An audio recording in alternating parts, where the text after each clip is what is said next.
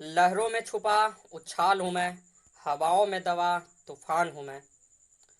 तलवार की धार हूँ मैं, दुश्मनों का काल हूँ मैं। कालों के काल महाकाल का लाल हूँ मैं। आप लोग के बीच में जो मैं आया हूँ वो कुछ जानकारी लेकर आया हूँ, कुछ ज्ञान की बातें लेकर आया हूँ जो जानना हम सभी शिव भक्तों के लिए ज़रूरी है। आज सोमवार है, शिव जी का दिन भी है और ऐसे तो पूरा का पूरा माह ही उनका है, पूरा का पूरा सावन महीना ही शिव जी पर समर्पित है, शिव जी का समर्पित है, उनका महीना चल रहा है। लेकिन आज जो मैं कुछ बातें लेकर आया हूँ वो पूजा से रिलेटेड है। जो पूजा हम करने जाते हैं मंदिरों में शिव जी के पास, शिवलिंग को, वो कुछ बातें ध्यान देने योग्य हैं कि क्या हमें पूजा करते समय करनी चाहिए और क्या नहीं करनी चाहिए। दर्शनम बिलपत्रस्य स्पर्शनम पाप नाशनम अघोर पाप संहारम बिल्वपत्रम शिवा अर्पणम। बस यही मंत्र है, इतना बोलिए शिव जी खुश हो जाएंगे। इसी मंत्र को उच्चारण करते हुए शिवलिंग पे जो है बेलपत्र चढ़ाना है। बेलपत्र जो है सोमवार को नहीं तोड़नी चाहिए। आप अगर रेगुलर तोड़ रहे हैं तो आप संडे को ही, अगर प्रतिदिन 11-11 बेलपत्र चढ़ाते हैं तो आप ऐसा करें कि संडे को ही 22 बेलपत्र तोड़ लें और 11 बेलपत्र आप संडे को सुबह में चढ़ा दें या शाम में जिस वक्त भी चढ़ाते हैं, और 11 बेलपत्र जो है आप बचा के रखें और उसके अगले दिन यानी सोमवार के दिन चढ़ाएं उसे बेलपत्र को। एक बात और यहाँ पे नोट करने वाली है कि बासी कहीं बेलपत्र चढ़ता है, बासी कहीं फूल चढ़ता है, बासी कुछ चीज़ चढ़ता है भगवान पे, तो बिल्कुल भी ये ऐसा ना माने, ये आपका सोचना गलत है। बेलपत्र एक ऐसा चीज़ है जिसे कि एक बेलपत्र को आप 21 दिनों तक चढ़ा सकते हैं। 21 दिन पुराना तोड़ा हुआ भी बेलपत्र है तो वो पुराना नहीं माना जाता है, वो बासी नहीं होता है, उसमें कोई भी किसी तरह का जो है दोष नहीं लगता है।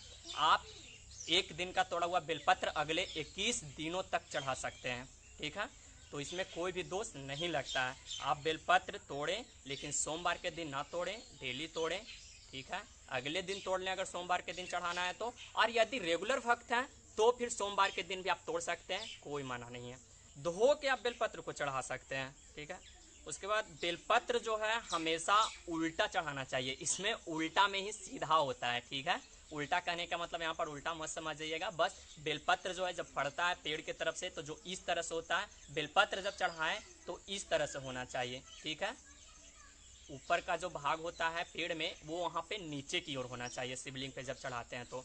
उसके बाद बात करें तो शिव भगवान को जो है, अपने शिव शंकर का जो है, भोलेनाथ को जो है धतूरा और उसका फूल अर्पित करना चाहिए। शिव जी को धतूरा बहुत पसंद है, ठीक है। तो आप शिव जी को धतूरा चढ़ा सकते हैं और धतूरा का फूल भी चढ़ा सकते हैं। धतूरा इसलिए पसंद है क्योंकि भोलेनाथ गांजा जो है, गांजा का प्रसाद चढ़ता है, शिव जी गांजा खुद अपने आप को प्रसाद के रूप में लेते हैं, उनको समर्पित किया जाता है, उनको अभिषेक किया जाता है, अर्पित किया जाता है। तो धतूरा शिव जी को पसंद है क्योंकि उनका सेवन करते हैं। और धतूरा का फूल इसलिए उनको अर्पित किया जाता है क्योंकि शिव जी को वाइट फूल जो है, वाइट फ्लावर, उजला सफ़ेद जो फूल है वो अर्पित करना चाहिए, वो अर्पित होता है। सफ़ेद फूल चढ़ाना चाहिए शिव जी को, और धतूरा का जो फूल होता है वो सफ़ेद कलर का होता है, इसीलिए शिव जी को धतूरा का फूल चढ़ाना चाहिए, धतूरा का फूल चढ़ता है, ठीक है। दूसरी बात है कि शिव को जलधारा बहुत ही प्रिय है। तो शिव धारा कहने का मतलब हुआ कि आप देखते होंगे चोंगा टाइप का होता है, हम लोग ऐसे देहात में चोंगा कहते हैं, सींग टाइप का बना हुआ होता है, उसमें पानी भरा जाता है, ऐसे थोड़ा आकार का होता है, गोलाकार आकार का, जानवर का सींग के जैसा ही दिखता है, और उसके सबसे लास्ट छोरे में पतला होता है, ऊपर से मोटा होता है, ऊपर से पानी डाला जाता है, नीचे का जो भाग पतला होता है, नोकीला होता है, उसमें एक छोटा सा छिद्र होता है, और उसी से शिव जी पे जल हमेशा अर्पित होते रहना चाहिए। उसी जलधारा से शिव पे जल चढ़ते रहना चाहिए, चाहे बूंद बूंद हो या पतली सी धारा से लगातार बहता हुआ रहना चाहिए। तो शिव जी को शिवधारा जो है जल वो ज़्यादा पसंद है, तो उस तरह से अगर संभव हो तो उस तरह से जल चढ़ाएं तो बहुत अच्छा। दूसरी बात कि अगर उस तरह से शिव को जल नहीं चढ़ा सकते हैं, सबके पास वो सुराही ना हो, तो आप ऐसा कर सकते हैं कि शिव जी को जब भी जल चढ़ाने के लिए जाए किसी भी पात्र से, तो वो दोनों हाथ जो है वो ठेहुना के अंदर होना चाहिए, ठीक है। आप चुपको मुक्को बैठे रहें या पालथी मार के भी बैठे, लेकिन हाथ खुला हुआ नहीं होना चाहिए कि फैला के इस तरह से या ढार दिए या खड़ा खड़ा सामने से डायरेक्ट ढार दिए, तो ऐसा नहीं होना चाहिए। शिव जी को जो है जल दोनों ठेहुना के अंदर से हाथ होनी चाहिए, चढ़ाना चाहिए, और जितना आराम से हो सकता है आप जितना प्रेम पूर्वक, जितना शिव जी के यादों में डूब के प्रेम से एकदम धीरे धीरे धीरे करके मात्र थोड़ा सा ऊंचाई से चढ़ाएं। शिव जी का जो शिवलिंग जो है उसे बस जस्ट थोड़ा सा ऊंचाई से चढ़ाएं, जिससे कि उस पर का पड़ा हुआ जल आपके पैरों पे ना पड़े, उसका छिटका जो होता है जो। तो ये सब बातों का ध्यान रखना चाहिए। दूसरी बात हम करते हैं तो आप चंदन चढ़ा सकते हैं, लाल या पीला। संभव हो तो आप कहीं से भी चंदन खरीदें, अगर शिव जी पे खास करके चढ़ाने के लिए, अर्पित करने के लिए, तो लाल चंदन मांगे और प्योर चंदन मांगे। आजकल चंदन में भी चंदन के नाम पे कोई भी लकड़ी को बेच दिया जाता है। मैं खुद जी को चढ़ाने के लिए जो चंदन होता है वो रेड कलर का चंदन चढ़ाना चाहिए, उससे ज़्यादा पसंद होते हैं। लेकिन अगर रेड ना भी मिले तो किसी भी तरह का, चाहे पीला चंदन हो, सफ़ेद चंदन हो, आप चढ़ाएं। पीला चंदन का कोशिश करें कि ना लें, ना चढ़ाएं, ना अर्पित करें तो ज़्यादा अच्छा है। लाल चंदन या सफ़ेद चंदन चढ़ाना चाहिए। पीला कलर का कोई भी वस्तु शिव जी को नहीं चढ़ाया जाता है। याद रखिए, चाहे पीले रंग का वस्त्र हो, फूल हो, अक्षत हो, रोड़ी हो, सिंदूर हो, चंदन हो, किसी भी चीज़ को, पीला कलर को शिव जी पे नहीं अर्पित किया जाता है, ना अर्पित करें कभी भी, इससे दोष लगता है। ये हर चीज़ का अभी मैं डायरेक्टली मना कर दे रहा हूँ, बता दे रहा हूँ कि क्या करना चाहिए क्या नहीं करना चाहिए। अगर इसका विस्तृत जानकारी आप लोगों को चाहिए कि क्यों नहीं करना चाहिए, तो क्यों और कैसे का, हर क्यों कैसे का जवाब मेरे पास है, मैं आपके पास बताऊंगा। नहीं हो सकता है तो मैं चर्चा करूंगा। आप चाहें तो मेरे व्हाट्सअप नंबर पे भी कांटेक्ट कर सकते हैं, उसमें एक डिबेट करके ग्रुप बनाया हूँ, उसमें चर्चा आप कर सकते हैं, या फिर पर्सनली इस पर कमेंट करें इस वीडियो के नीचे, मैं उस पर भी चर्चा कर लूँगा। दूसरी बात है जो मैं बताता हूँ कि शिवलिंग के नीचे जो जलसीर जो होता है, जलहरी जो होता है, जिसे कि सोमसूत्र भी कहते हैं, सोमसूत्र जो होता है वो माता पार्वती का स्वरूप माना जाता है। अर्थात शिव को अर्ध परिक्रमा की जाती है, शिव को जो है अर्ध परिक्रमा की जाती है, यानी कि चंद्रकार परिक्रमा किया जाता है। ठीक है, तो यहाँ कहने का मतलब हुआ कि हम जितने भी भक्त लोग शिव की आराधना करते हैं, तो सच्चाई ये है कि हम लोग शिव मंदिर में नहीं जाते हैं। यहाँ पर बहुत ही इंपॉर्टेंट बात है, बहुत ध्यान योग बात है, ध्यान देने वाली बात है। मैं खुद भी जो हूँ वही करता हूँ कि हम भले ये कहें कि हम शिव के भक्त हैं, शिव की पूजा करते हैं, शिव मंदिर जा रहे हैं, शिव की पूजा करने जा रहे हैं, लेकिन हम लोग ज़्यादातर जो लोग हैं, हम लोग के ग्राम में जो ग्राम मंदिर होता है, देवता जो होते हैं ब्रह्म देवता, वो शिवजी नहीं होते हैं, वो शिवलिंग होता है। तो सबसे ज़रूरी बातें हैं कि हम लोग जो पूजा करते हैं वो शिव की नहीं बल्कि शिवलिंग की पूजा करते हैं।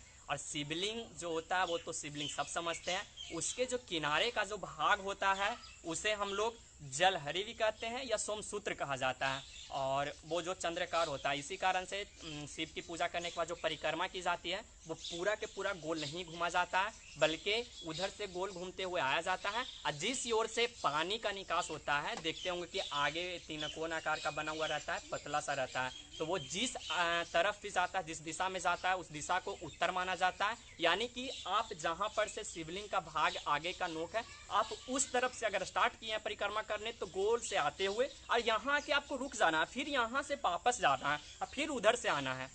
तो इस तरह से करके शिव का परिक्रमा किया जाता है। ऐसे आगे मैं और भी बता दूंगा अगर कभी मौका मिला तो, या पूछें तो, कि हर भगवान का परिक्रमा करने का अलग विधान है।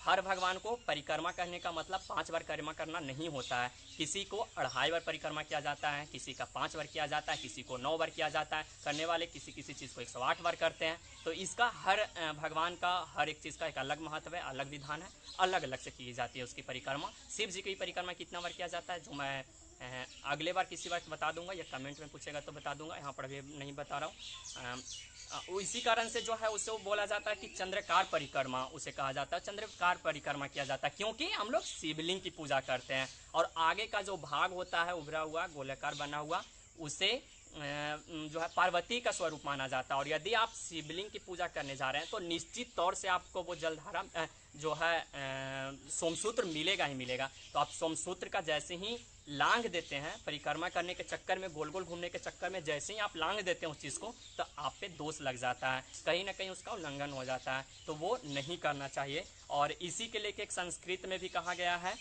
कि अर्ध सोमसूत्राम ततीत्यर्थ्य शिव प्रदक्षिणी कुर्वन् सोमसूत्र न लंघ्यते। मतलब कि सोम सूत्र जो होता है जिससे पानी का निकास होता है शिवलिंग का, उसे कभी भी लांघा नहीं जाना चाहिए, नहीं लांघा जाता है। इसी वजह से शिव जी का जो परिक्रमा अर्ध परिक्रमा किया जाता है, चंद्र परिक्रमा उसे कहा जाता है, वो किया जाता है। ठीक है, उसे लांघना कहीं भी नहीं चाहिए। अब दूसरी जो बात है वो ये है कि शिवलिंग जो है उसे ज्योति और सोमसूत्र को जो है चंद्र माना जाता है। ठीक है, उसके बाद जो बात है वो मैं बता रहा हूँ कि नारियल चढ़ाएं, वो इस नारियल को कदापि ना तोड़ें। तो यहाँ कहने का मतलब हो रहा है कि शिव जी को नारियल चढ़ता जरूर है, ऐसे माता रानी के भी मंदिर में काली माँ को, देवी माँ को, या ग्राम के जो देवी मंदिर होता है, देवी स्थान होता है, वहाँ जाके लोग नारियल फोड़ते हैं, कहीं भी देवी माता पे या किसी भी भगवान पे। लेकिन यहाँ ध्यान देने योग्य बात यह है कि शिव को नारियल तो अर्पित किया जाता है, लेकिन कभी भी नारियल उनके शिवलिंग पे ना तोड़ें। कभी भी इस बात को हमेशा याद रखें कि उनके शिवलिंग पे नारियल कभी ना फोड़े, और ना उस मंदिर में तोड़े, ना कहीं आसपास में तोड़े। डायरेक्ट जो भी आप लाए हैं गोला, पानी भरा गोला रहे, सूखा गोला रहे नारियल का, आप डायरेक्ट उसे अर्पित कर दें शिव जी के पास, उसे फोड़े नहीं, तोड़े नहीं। दूसरी बात यह है कि जो भी व्यक्ति, जो भी जातक मंदिर में जाके शिव जी के पास नारियल को चढ़ाते हैं, वो घर में भी आके उस नारियल को ना तोड़ें। उस नारियल को तोड़ने के लिए आप किसी दूसरे आदमी को दें, खुद से ना तोड़ें। ठीक है, तो ये यहाँ पर बात भी बहुत ज़रूरी है, ध्यान देने योग्य है। ये सारी बातों को हम लोग या तो जानते नहीं हैं या फिर जान के भी भूल से गलती कर देते हैं, तो ये नहीं करनी चाहिए, इससे दोष लगता है। और दूसरी बात जो है वो मैं कहता हूँ कि आप शिव जी पर अर्पित प्रसाद को, चढ़ाए हुआ प्रसाद को तभी आप वितरण करें, आप तभी बांटें, आप तभी खुद से खाएं। उसको गोलाकार जो पत्थर होता है वो ठाकुर जी कहलाता है, उसी को शालिग्राम भगवान कहा जाता है। वो जो है कृष्णा जी का रूप है। तो वो जो ठाकुर जी होते हैं पत्थर के, वो प्रसाद में स्पर्श करा दें, उसके बाद प्रसाद का जो है स्वीकार करें, प्रसाद आप खाएं और वितरित करें, ऐसे ना करें। ठीक है, और दूसरी बात है कि एक और यहाँ पे साइंटिफिक रीजन के साथ मैं एक बात कहना चाह रहा हूँ, प्रूफ के साथ। ये बात रेगुलर आपको प्रतिदिन 40 दिन तक बेलपत्र का 7 पत्ता सुबह सुबह तोड़ना होगा और उसे चबाकर खा लें पेट में एकदम, और उसके बाद थोड़ा पानी पी लें, आधा गिलास 1 गिलास जो भी हो। इससे अगर कोई व्यक्ति स्वप्न दोष से पीड़ित है, उस बीमारी से मतलब निजात जान पाना चाहते हैं, बहुत दिनों तक बहुत जगह हर तरह की चीज़ आजमा चुके हैं, कर चुके हैं, इलाज करवा लिए हैं, डॉक्टर के पास जा चुके हैं, पर अभी तक आपको इस चीज़ से छुटकारा नहीं मिला है, तो एक नुस्खा, एक उपाय, एक ये भी आजमाया भोलेनाथ के नाम लेकर। ये भोलेनाथ का बहुत प्रिय पत्र है, बेलपत्र। इस चीज़ का आप सेवन करें जैसा कि मैं बताया उस तरह से, तो आप इस चीज़ बीमारी से निजात पा सकते हैं। एक सामी का पत्ता 1000 बेलपत्र के बराबर होता है, तो वो आप चढ़ाएं, तो ये बहुत ही अच्छी बात है। ये सारे चीज़ जो मैंने बताया ये आपको करनी चाहिए। अब मैं बात करता हूँ कि क्या नहीं करनी चाहिए तो उसमें से सबसे पहला पॉइंट यह है कि तांबे के बर्तन से दूध नहीं चढ़ाना चाहिए। शिव जी को जो है कभी भी दूध जो है आप तांबे के बर्तन से ना चढ़ाएं। ठीक है, इससे दोष लगता है। जैसा कि मैं बताया कि क्यों कैसे, जो सबका जवाब मैं दूंगा। अगर जो चाहेंगे जो कमेंट करें तो मैं उनको बताऊंगा, या मेरे व्हाट्सएप पे कांटेक्ट करें तो मैं आपको बताऊंगा इस पर। तो शिव जी को जो है जो तांबे के बर्तन से दूध अर्पित नहीं करना चाहिए, दूधाभिषेक नहीं करना चाहिए। दूसरी जो नहीं करने योग्य बातें हैं जो क्या है कि शिव को तुलसी का जो पत्ता होता है, तुलसी पत्र जो होता है वो नहीं चढ़ाना चाहिए। ठीक है, किंतु मंजार चढ़ा सकते हैं। ठीक है, तुलसी का जो पत्ता होता है वो तुलसी पत्र नहीं चढ़ाया जाता है शिव को, लेकिन आप अगर चाहें तो उसका जो मांजर होता है, गोल गोल छोटा छोटा पतला सा नुकीला निकलता है सबसे लास्ट में एकदम उसके छोर पे, वो आप मांजर चढ़ा सकते हैं शिव जी को। ठीक है, तो ये बातें थी। दूसरी बात है कि चावल जो है साबुत चढ़ाना चाहिए। शिव जी को कभी भी पीले रंग का रंगा हुआ, यानी कि हल्दी से रंगा हुआ या पीला रंग में रंगा हुआ चावल कभी भी शिव जी को अर्पित ना करें। और अगर चावल चढ़ाएं भी तो आप चाहे लाल रंग से रंग के चढ़ाएं, रोड़ी से उसे रंग लें, उसके बाद चढ़ाएं। सिंदूर नहीं चढ़ाया जाता है शिव जी पे, भी नोट बात को कर लें। तो जब भी रंगे तो आप रोड़ी से या लाल रंग से रंग के शिव जी पे चावल चढ़ा सकते हैं, और ना ही तो आप डायरेक्टली अगर सफ़ेद चावल भी चढ़ाते हैं शिव जी को, ये भी बहुत अच्छी बात है। और चावल साबुत होना चाहिए, यानी कि समूचा होना चाहिए। चावल का दाना जो होता है वो टूटा हुआ नहीं होना चाहिए। आप 2-4 दाना ही चढ़ाएं, 10 दाना ही चढ़ाएं, एक चुटकी दाना ही चढ़ाएं, भर भर मुट्ठे या फिर केजी से या पसेरी से तो शिव जी पे अर्पित करना नहीं है चावल, अक्षत के रूप में चढ़ाना है। तो अक्षत बस थोड़ा सा ही काफ़ी होता है। तो चावल को आप पहले ही पूजा करने जब जा रही हैं तो श्रद्धा से थोड़ा टाइम दे के बढ़िया ढंग से पूजा करें शिव जी का, तो उसका एक अलग फल होता है, एक अलग संतुष्टि होगा अपने आप में। और यही सबसे बड़ी बात है, पूजा वही होती है जो श्रद्धा से की जाए। जल्दीबाजी में तो कर रहे हैं तो फिर आपका कोई भी काम सही नहीं होगा, तो पूजा कहाँ से सिद्ध होगा भोलेनाथ का।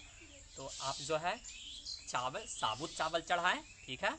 और दूसरी बात जो है, शिवलिंग घर में कभी भी ना रखें। जी हाँ, अगर कोई बड़ा आकार में आपके पास शिवलिंग है तो नहीं चढ़ाना चाहिए। साथ ही साथ मैं एक और बात कह देना चाहता हूँ, हालांकि ये शिव जी से रिलेटेड नहीं है, लेकिन जहाँ तक मुझे मालूम है तो ये बात मैं आप लोगों के बीच में बोल दे रहा हूँ कि भगवान में अपने घर में भगवान की कोई भी ऐसी प्रतिमा ना रखें जिसका आकार 10 इंच से बड़ा हो। जी हाँ, आप जो पत्थर के या चीनी मिट्टी के या प्लास्टर ऑफ पेरिस के बना हुआ प्रतिमा कहीं से भी खरीद के ले आते हैं, मूर्ति जो ले आते हैं किसी भी भगवान का, सिर्फ शिवलिंग का ही बात मैं नहीं कर रहा हूँ, शिवलिंग भी यदि आपके घर में कोई बड़ा आकार का है तो वो भी अपने घर में ना रखें। और साथ ही साथ यदि आपके पास किसी भी भगवान का प्रतिमा हो, मूर्ति हो, अगर कहीं से खरीद कर आप लाएं तो उसे देखें कि जितना छोटा से छोटा आकार का रहे उतना आपके घर में वो शुभ फल देगा, और बड़ा रहा तो वास्तु दोष लगेगा आपके घर में। तो जी हाँ, आप अपने घर में 10 इंच से ज़्यादा प्रतिमा ना रखें। ऐसे कहा जाता है कि जोड़ा शंख नहीं रखा जाता है एक साथ, सालिग्राम भी जोड़ा नहीं रखा जाता है एक साथ। अगर आपके घर में जोड़ा है तो उसे अलग अलग रखें, एक रूम में या फिर एक जगह पे सिंगल रखें या 3 रखें, फिर अगले जगह उसे हटा दें। जोड़ा में एक जगह पे ये सारे चीज़ को नहीं रखना चाहिए। अगर आपके घर में कोई क्रैक किया हुआ मूर्ति है, मतलब डैमेज हो गया है, दरार पड़ गया है या टूट गया है किसी भी तरह का, या शीशा में मढ़ाया हुआ किसी तरह का प्रतिमा है, मूर्ति है, कैलेंडर है, फोटो है, तो वो फूट गया है, चाहे आपका पूर्वजों का है या भगवान का है, देवी देवता का है, तो उस तरह का मूर्ति, कैलेंडर, फोटो, प्रतिमा ना रखें घर में जो फट गया हो, फूट गया हो शीशा उसका, या टूटा हुआ मूर्ति हो तो वो ना रखें। ज़्यादा लंबा 10 इंच से ज़्यादा साइज का जो अगर प्रतिमा है उसे अपने घर में ना रखें। उसे या तो आप जाके मंदिर में दान कर दें, मंदिर में उसे स्थापित कर दें, या फिर उसका विसर्जन कर दें सही ढंग से जाके कहीं भी नदी में या अच्छे जगह पे जाके जहाँ शुद्धता हो।